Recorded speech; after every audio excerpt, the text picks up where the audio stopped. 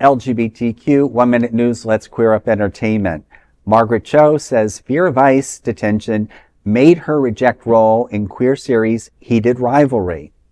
Bisexual comedian and actress Margaret Cho has revealed that she turned down a role in the queer series Heated Rivalry because she feared being detained by ICE while traveling to Canada.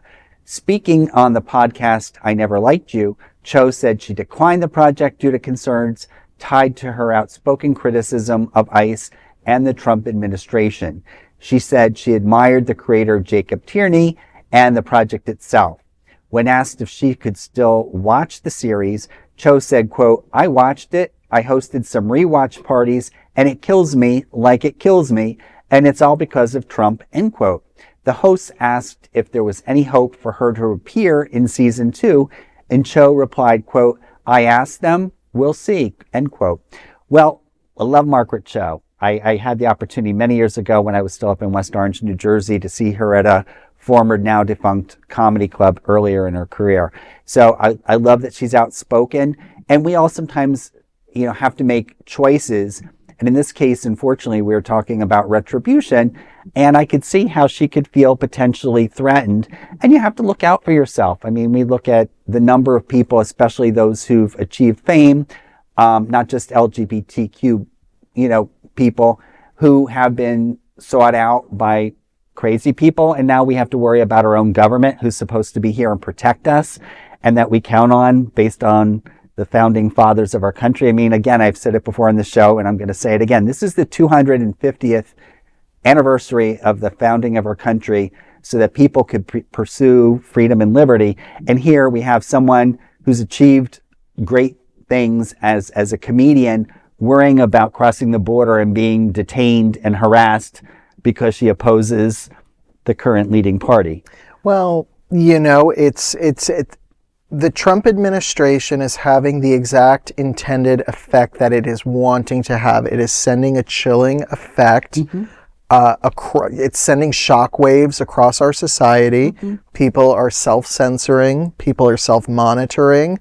I mean, I'd be lying if I said I don't sometimes say, maybe I'm not going to say that because I don't want something taken out of context. Yeah. You don't have to be that smart to be on that side of the spectrum, the political spectrum. So nuance is not their thing, and somebody like Margaret Cho, who is very unambiguous, so, very similar to like a Kathy Griffin, mm-hmm.